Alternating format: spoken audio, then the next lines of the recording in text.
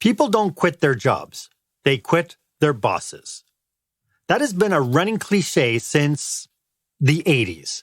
Yet there's every indication that this is true, especially today.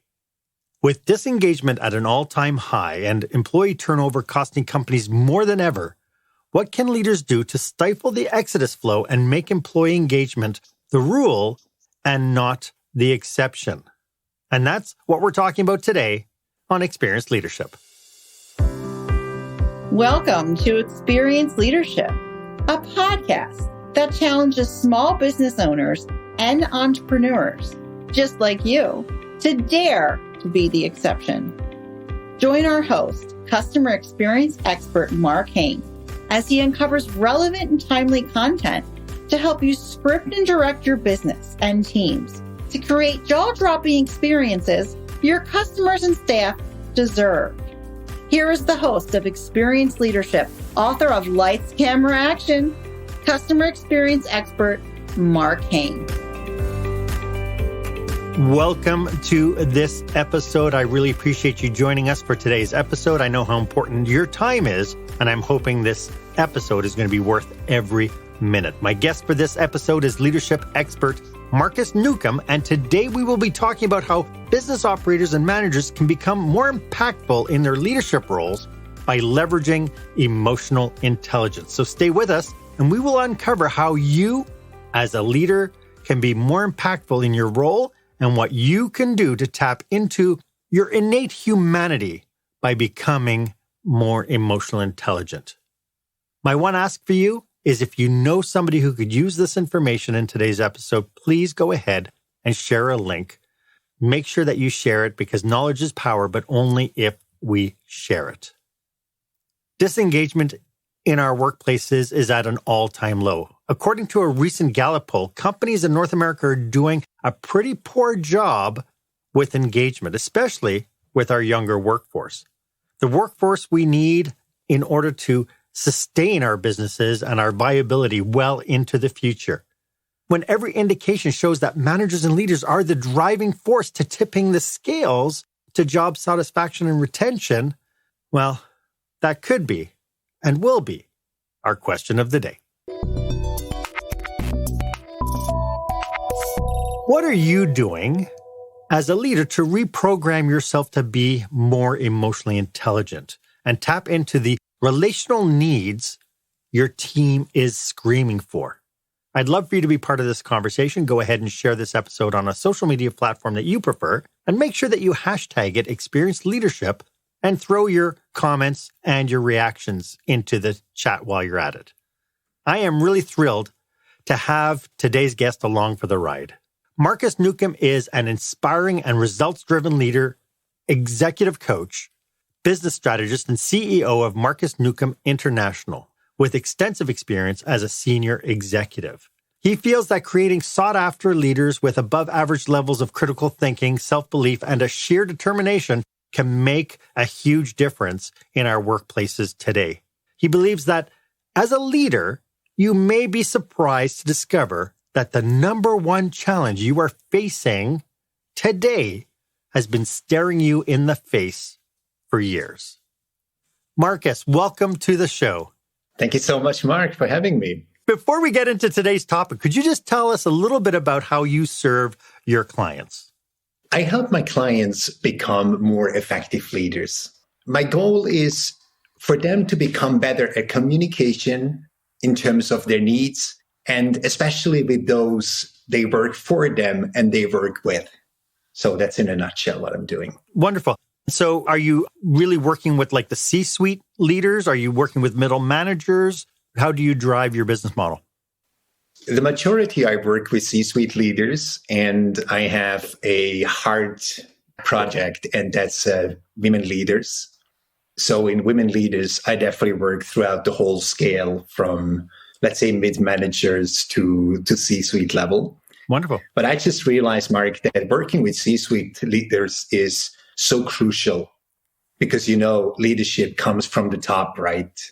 Absolutely. Everything starts at the top, doesn't it? Hey, so we're talking today about, we're taking a little bit of a twist today because I've talked about employee engagement, retention, and attraction in many different forms on this show. But today, we're really talking a little bit about the role of emotional intelligence within the confines of being able to engage and keep people on. I mean, when you see that graph that I started with, I mean, that statistic is absolutely shocking. Why do you think that this topic is so important today? I would say that the whole pandemic very much helped to that. You see, I would say we had this disengagement problem for quite some time. However, I would say once employees realized there is more to life than just work, I would say what really happened is, and as you said it before, employees leave the companies to get away from their managers. I don't think they're leaving their jobs. They're really leaving their managers. And let's be honest, the last thing an organization wants is to be dealing with right now or ever is attrition. So high employee turnover is costly in the best of times. Right now, what the organizations are doing is they're focusing on streamlining operations, which directly impacts profitability. And so few actually think about the real problem that's behind it. So I would just say so many employees simply had it. Yeah. You know, you go from here to here Plain terms. to here. Yeah. Before we get too deep into our conversation, could we please define what emotional intelligence is?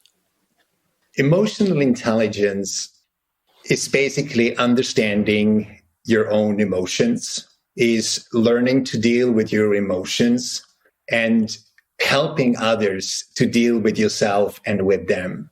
I would actually like to show you emotional intelligence in a little bit of a different way. As we know, it comprises of 5 different aspects. But I don't want to talk about the aspects. I actually want to show scenarios. And I want to quickly show how high EQ people react versus low EQ people. Because you see, let's be honest, we heard all so much about emotional intelligence, but still not much has changed. Okay, so let me give you a scenario for self-awareness. You and your colleague were on the same promotion, but they got it instead of you. High EQ, you reflect, you realize that if you're being honest with yourself, you weren't working as hard as your coworker, and their promotion might be really well deserved. That's high EQ. Low EQ, you may fire off an angry email to your boss demanding an explanation or even threatening to quit. So that's self-awareness, number 1. Self-regulation. Imagine you're in a meeting and a boss criticizes you in front of your coworkers. High EQ, you maintain composure, then politely excuse yourself to process your emotions in a safe environment. Low EQ, you may become defensive and storm out of the office. Which brings us to number 3, motivation. And, I always like to choose a little bit between, or to differ between work and life, because, we have both. So let's imagine you passed an exam and posted about it on social media. High EQ, you are proud of yourself for the goal that you achieved, and you basically appreciate any support that you get. Low EQ, you may question your success or worth because your post didn't get as many likes or love, right? Which brings us to number 4, empathy. Imagine your roommate tells you that it hurts his or her feelings when you forgot to take out the trash, which you agreed to. High EQ, you explain why you dropped the ball and tell them you understand why they're hurt. Low EQ, you find it difficult to understand why they're so upset and feel attacked by their criticism. And lastly, social skills. The scenario is you're on a date and it doesn't seem to go so well. High EQ, you ask open-ended questions, maintain good eye contact, and very much you practice active listening. Low EQ, you may actually stop paying attention and decide there must be something wrong with your date. So I'm sure you agree that if we look at these 5 with the examples, we see these things day in, day out at our workplaces as well as in our lives. Sure. So how much of what we're talking about is inward facing versus outward facing? May I ask you to rephrase this question? Sure. Because I don't really understand Sure. now. So how much of this is a internal driver versus being a reflection of being us trying to reflect what we're trying to do on the outside? So for instance, just before we got on the call, I mentioned to you about a manager I had way back in the late 70s and how he taught me a really good lesson of how not to be a leader, because his thing was he thought he was powerful. He thought he was in control. But really, when you're thinking about it, we know that people act a certain way because maybe they're feeling insecure. Maybe they're feeling inferior. How in tune do leaders need to be between what they want to project and what they're reflecting on the inside? I would say very much. And usually I can give you a kind of different answer. Quite often, the whole conversation about emotional intelligence is driven by outside scenarios. Either I don't get the results I want and I realize I have to change, or as you explained it, you had this experience and you said, I don't want to end up like that. So there must be a different way, right?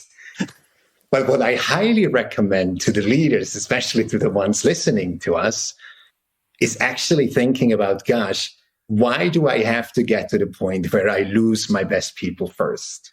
Why not actually start in an intrinsic process and say, it must be worth it to really start studying this emotional intelligence, because it really is a key. To your point, when you were talking about the 5 elements, a lot of what leaders, in my experience, tend to do is they tend to be pointing at other people for the problems. They're pointing to the new generation not being engaged because they're lazy and all they want to do is play video games and listen to and watch YouTube. And so there's an awful lot of this going on. And you know, that I love that quote about when you're pointing at one person, you got 3 fingers pointing at yourself. So it takes a level of kind of self-awareness to be able to understand that you have this flaw, that you are kind of blaming everybody but yourself. I mean, when it comes down to people understanding how they feel, I mean, aren't they connected? Can't they recognize how they're feeling?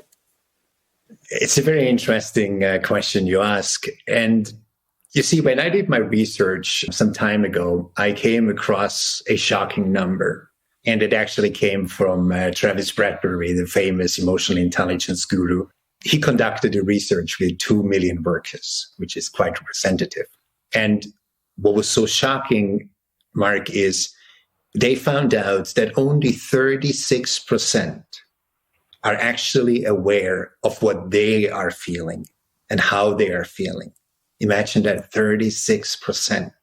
And I believe they didn't even dare to go a step further and ask, how well can they read somebody else's feelings? Right. Well, you know, when you think about that, that's 1 in 3 people. Like if you're in a room with 3 people, only one person statistically will be engaged in understanding how they feel. It's really interesting because, you know, as I kind of evolved in leadership over the years, I had never been trained in leadership. It was something that I got promoted and then I got promoted again and I learned through making mistakes. And one of the things that I realized a lot of times, especially when it came down to conflict, is a lot of conflict really revolved around the fact that at some point, somebody's feelings were hurt. And this is something that we stop somewhere around after we get into high school or something, we stop talking about our feelings.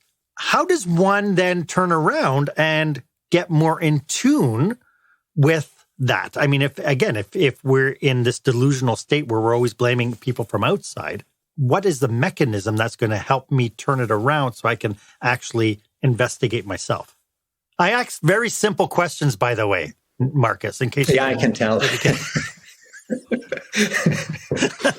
I can tell. And you see, this is a question I always ponder because I don't think there is one way. If I reflect on my previous clients and current clients, I don't think there was one determinator throughout the whole roster of people. As it is with us humans, we have to have enough pain. We have to suffer. That we actually even start thinking like, goodness me, could something be wrong with my approach? Because, finger pointing, right?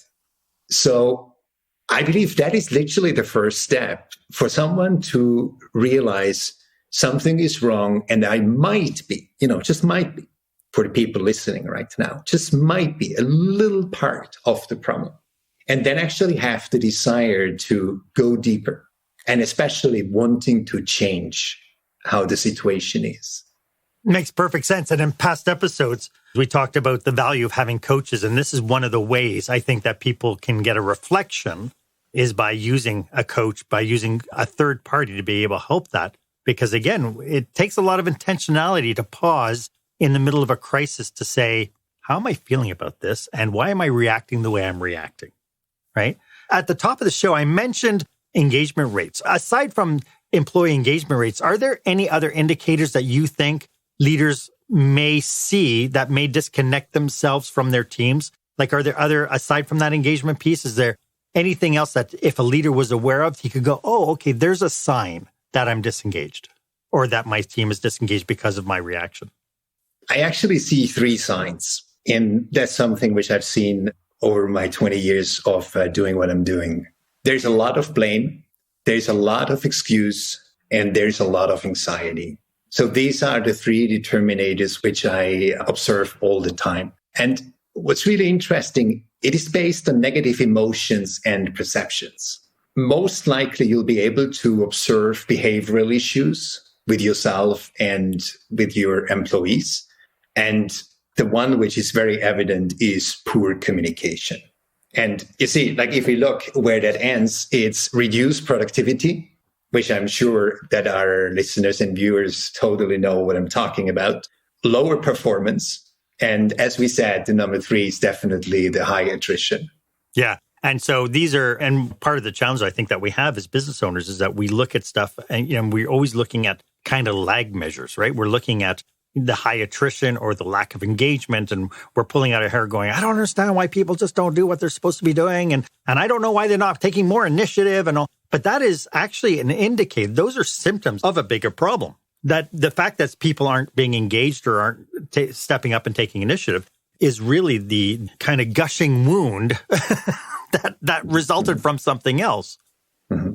And you see what is really interesting, Mark, is if I look why people knock at my door and want help, I don't think I remember one incident where they came and said, I want to grow my emotional intelligence level. Never.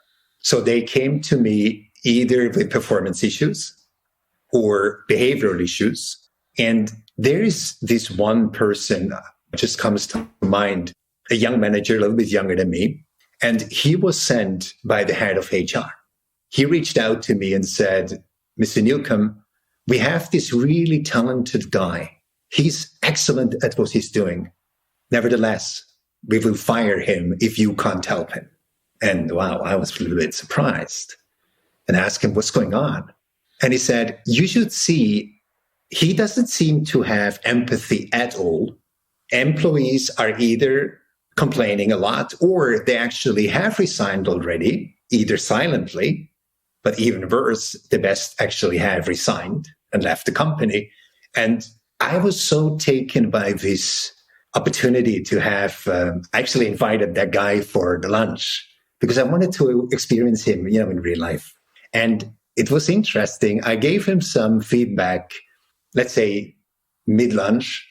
And I said to him, look, you are aware of that if I can't help you and if we can't work together, you will lose your job. And he said, yes, I am. And then I actually started mirroring a little bit what I experienced with him and what I learned before. And after that lunch, I went to the office, called that HR manager and said, yeah, I actually believe we can bring this guy around. And we did. He became one of the best people leaders this company has ever seen because he realized, gosh, the problem is me. And let's be honest, that is the hardest thing for us managers to admit, look into the mirror and say, it is me. But it's the best news. We don't have to wait to get better employees. We don't have to wait to get better boss. It is us. And you see, that's why I am so passionate about this topic, because I don't have to talk to a wife and the husband. I can talk to the husband or to the wife and the situation changes. So I just wanted to share with you that experience. It is magical. You know, you mentioned that the employee ended up being one of their best leaders later on. Mm-hmm. And I would argue not only did we take the time to train this person to be more empathetic and to have more emotional intelligence, we took the time to train. We took the time to intervene, because it is so easy, so quickly to turn around and saying, so-and-so is not doing their job, just fire them. Yeah. And we give up on people. Yeah. And to me, that's such a big challenge, right? And I have a similar story. Normal today, right? Mm-hmm. Yeah, it's like it's an expendable commodity, right? That is like it's human a person. Resources. I don't like her. I'm going to fire her. And I have a similar story of a young server who started up with me, and the first 3, and she was a type A personality. She was great with her customers, but with her coworkers, she was domineering. And we sat down, we talked about it, and she worked on it. And I was so happy when I came to 3 months less a day and said, congratulations, you passed probation. And she was ecstatic. Wow. And she ended up staying with the company for over 10 years. But it just was this idea that you address what the issues are, you understand where people are coming from, and then you take the investment time of investing your time with them. And magical things will happen. And it's so phenomenal when I hear your story matching up so well with my story.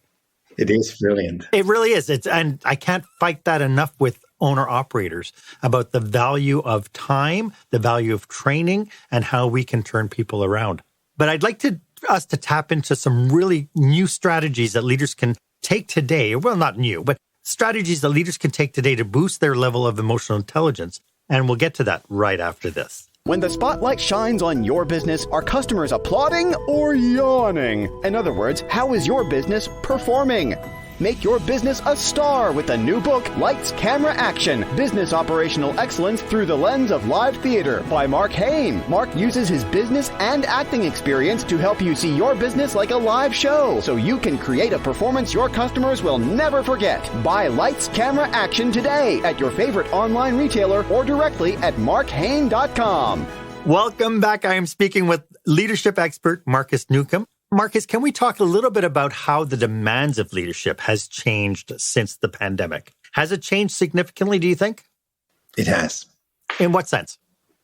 Who changed and what changed is the mindset of employees. I've been in business for 20 years, and I talk to C-suite leaders and middle managers day in, day out. And what they tell me is there has been an awakening taking place in the employeeship. It's almost like the pandemic has provided them with a timeout really, to reflect. And employees, whether they actually realize it or not, I believe an emancipation has taken place. Before, it was like, I tell you, you do. And the question was only, how high shall I jump? And now people suddenly start questioning, like, why? What for?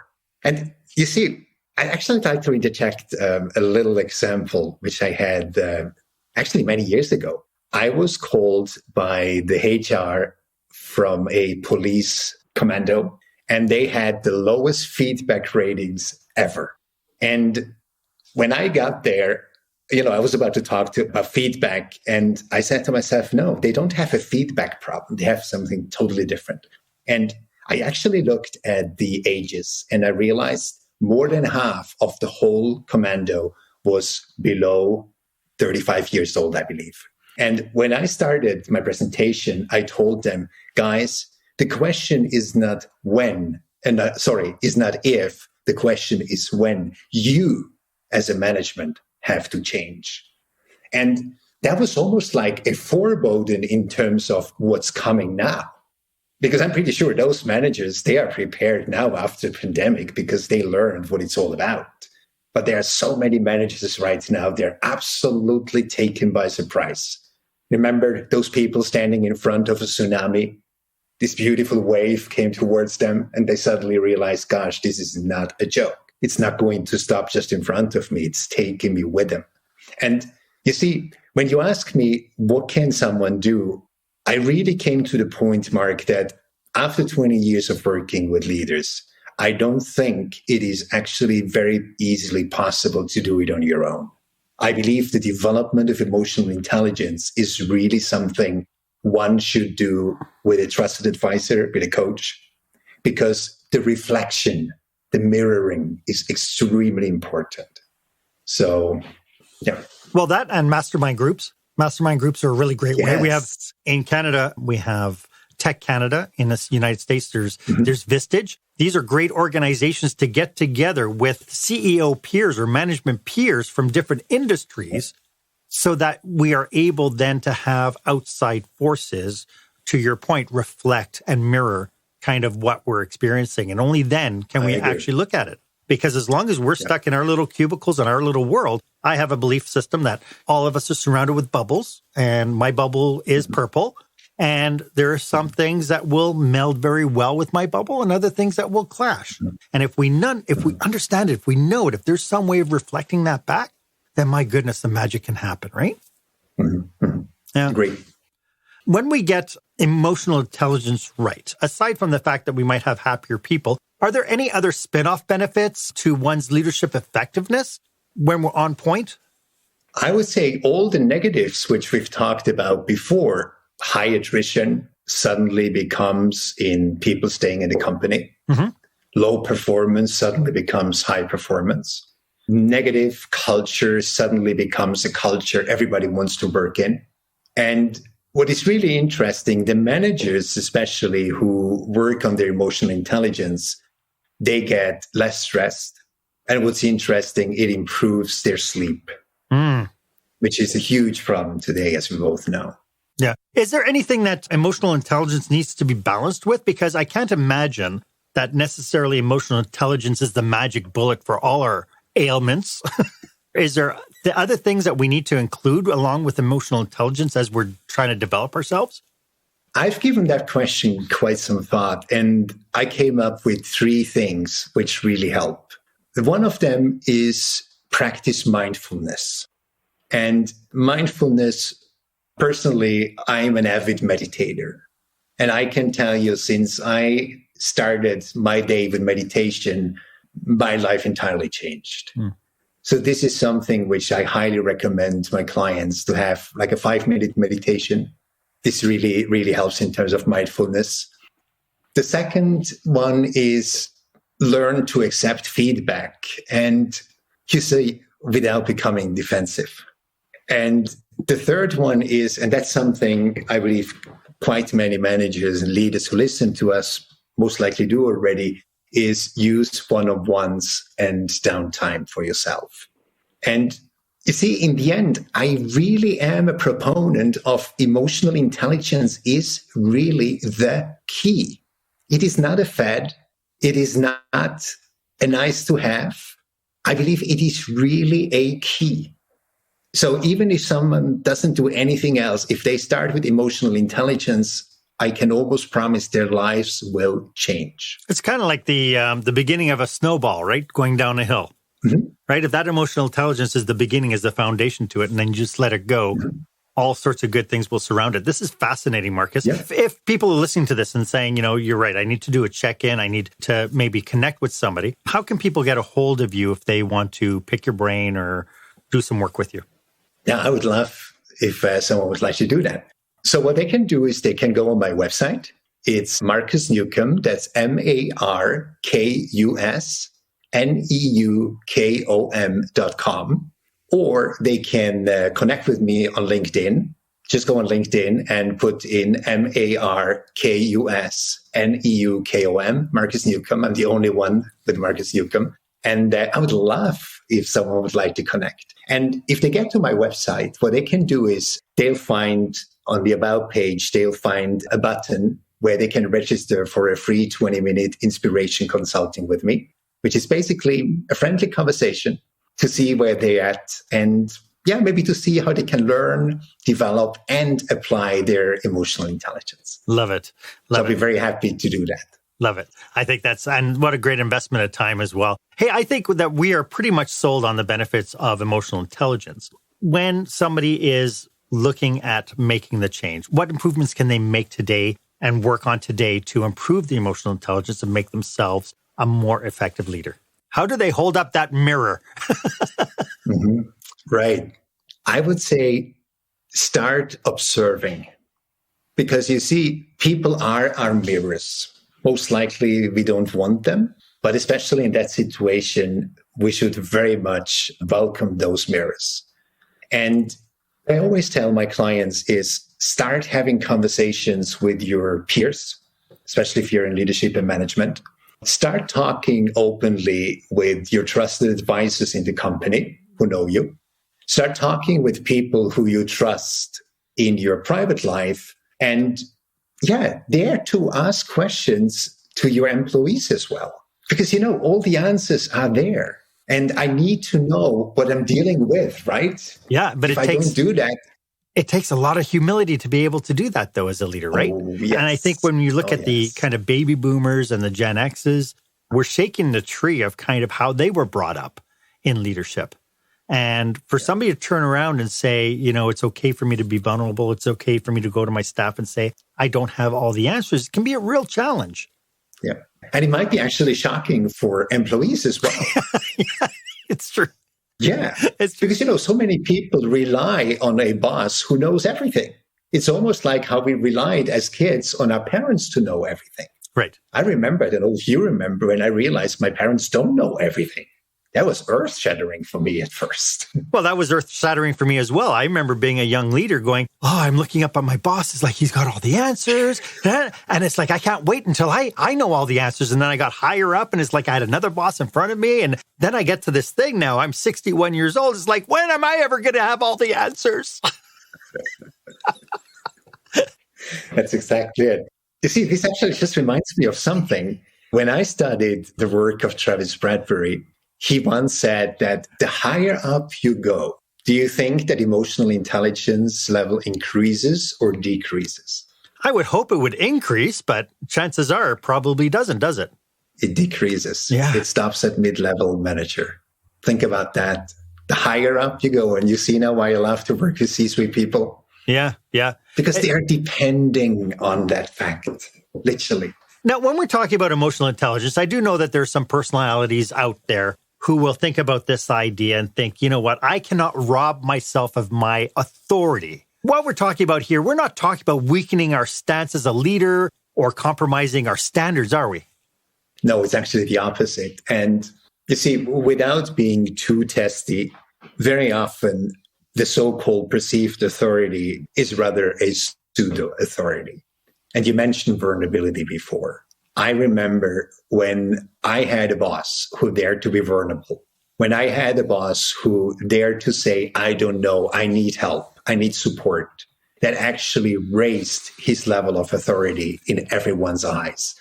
And he actually is my role model still. And when I work with my employees, my staff, this is what I always do. I remember him thinking my authority level actually rises into a true authority and not into a pseudo or hierarchy founded. It's almost like we push people from the formal authority to the moral authority. We build more trust and we start tapping now into kind of more of a soulful kind of parameter of leadership. Yeah. And you see what's really interesting, if someone really have to execute his authority in that way, most of the times when I look back to the people I worked with, they either had low self-confidence, low self-esteem, or, and that's actually the most challenging one, they suffered from imposter syndrome. And I can tell you, Mark, I have never seen as much as imposter syndrome since I work with C-suite people, because they have so little feedback and they sit in their office in the evenings and say, goodness me, I am having these 1,500 employees who I'm responsible for. How can I even do it? Yeah. And again, I think it's that whole idea of those expectations as people grow into their leadership roles, that it's like I'm now jumping into this position where I'm supposed to have all the answers.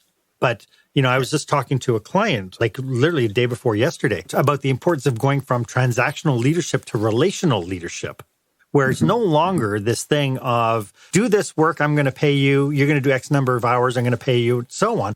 It's more about this thing that we're engaging people's hands, their minds, and their heart. And in order to do that, we have to kind of become more of their coach rather than their manager. It's all part and parcel of emotional intelligence and becoming more effective?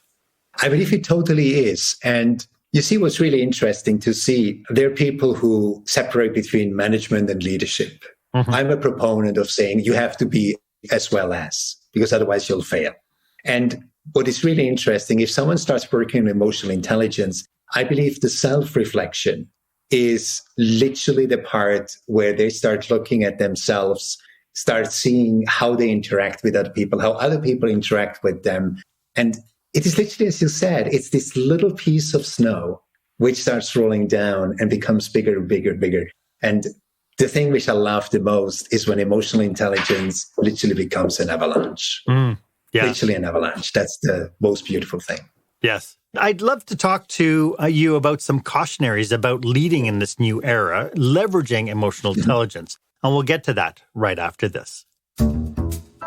Attention, meeting and event planners. Is your company or association planning a live or virtual conference, seminar, staff retreat? Are you looking for a fresh, energetic perspective on what it takes to put on a jaw-dropping experience for your customers or staff? Book customer experience expert Mark Hain for your next group event. Past participants have said, Mark kept us in stitches while teaching us how important and powerful actually designing our customer experience can be. Read more testimonials and find out how Mark can serve you and your group at markhain.com. That's MarkHaine.com. Welcome back. As you can tell, Markus and I are passionate about helping entrepreneurs and business managers just like you. If you belong to an industry association or an organization that is planning a conference, a leadership retreat, and you feel that we could maybe be of service, why don't you drop us a line or do a connection request? Our details are in the show notes. We would love to hear from you. And to Markus's point, we are here to support you. Markus, this has been such a great discussion. When it comes down to this idea of, people wanting to adopt some new behaviors and some new ways of being, are there any cautionaries we should be aware of as people want to make kind of this transition or this self-reflection? Yeah, there indeed are. Because you see what's really interesting. When you embark on that journey, you might suddenly become, how can I put that, like overzealous. So there's a danger of actually losing your cool. And that is not a good thing. Because, you feel like you have it. And then you suddenly realize, oh gosh, I'm not there yet. So don't lose your cool. I have a 3-step thing which really helps. It's called stop. It's stop walking, stop talking, pause, and count to 3 before responding. The second one is drop. Take a deep breath to oxygenate your blood and especially your brain. And the third one is roll. Assess the situation and especially start considering the other person's point of view. And in the end, choose how to respond instead of blindly reacting as we so often do. So that's the first one, lose your cool. The second one is, especially if you start embarking on the emotional intelligence journey, you feel like a novice. So don't let failure get you down. Learn from the mistakes and the disappointments because you will make mistakes, you will be disappointed. That's a clear thing. So keep your eye on the long-term prize, not the quick win. And the other thing which I often observe is shying away from conflict. It's very important that we are dealing with the issue as they arise.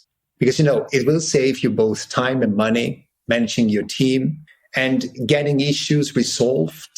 And as we said before, it fosters trust at your workplace. And I believe it's an important currency, trust. And one more I'd like to add is saying yes to everything. You might be tempted to saying yes to everything. It's a warning. Being emotionally intelligent does not mean you are a people pleaser or a yes woman or a yes man. If you don't agree, say so. Literally, say so. So these are the cautionary things which I experience day in, day out. I love it. And to your point about just say so, we're not saying you need to rob yourself of your voice. We're not saying you have to lower your standards. we're saying that we have to be more proactive, maybe in addressing how we're feeling and making sure that everybody's on the same page. This has been such a great conversation, as I knew it would be, Markus. Do you have any last thoughts about what we've talked about today as we wrap up our episode today? Remember, the great thing is about emotional intelligence, it's a skill that can be learned and developed. Yes, very few are blessed with coming to this world with a high level of emotional intelligence. But unless IQ, which actually remains more or less with you at the level, EQ can be learned. Emotional intelligence can be learned and developed. And look, I'd like to address our viewers and listeners. As leaders, your employees look to you to establish important parts of your team's culture, from communication habits to the willingness to take ownership of your own mistakes. You are a role model. And what I'd like to do is, I would like to finalize once again with those 3 steps. Practice mindfulness to develop self-awareness. The second one, learn to accept feedback without becoming defensive. And the third one, use one-on-ones and downtime with your clients and with your employees to develop empathy and start mentoring employees. Love it. Love it, love it, love it. I want to thank you so much for sharing your passion and your expertise with us today. Could you just remind everybody one more time how they can get a hold of you? Yeah, my pleasure. Either coming to my website, which is markusneukom.com, markusneukom.com, or simply connect with me on LinkedIn, Markus Neukom. And it's my pleasure. And as I said, I would love to have that 20-minute free inspiration call with you, where we can talk about how you can learn how to develop and apply that emotional intelligence. Love it. This is so great. Markus, thank you so much for being my guest today. It is just as enthralling and insightful as I knew it would be. So thank you for joining me today. Thank you so much for having me, Mark. Why don't you let me know if this was of value to you? As always, my offer stands. If you would like 30 minutes of my time to brainstorm your business or your business challenges with you and your team, feel free to book yourself on my online calendar. The link is down below in the show notes. It's the one marked meetwith.markhain.com. It would be my absolute honor for me to be of service to you. And while you're at it, why don't you go ahead and leave a comment or a review about this episode? I'd love to get your feedback. Was this of value to you? At the same token, do you have any topics you'd like me to address on this show? I'd love to hear from you. Thank you so much for joining me today. My name is Mark Hain. I hope that you stay safe, you stay healthy, and you dare to be the exception. Thank you for joining us this week on Experienced Leadership. Make sure you visit markhain.com for a full directory of available episodes. While you're at it, if you found today's content valuable, please share it and tell your friends about the show. As Mark says, knowledge is power, but only if you share it. Be sure to tune in each week for the newest episode. Please stay safe, stay healthy, and dare to be the exception.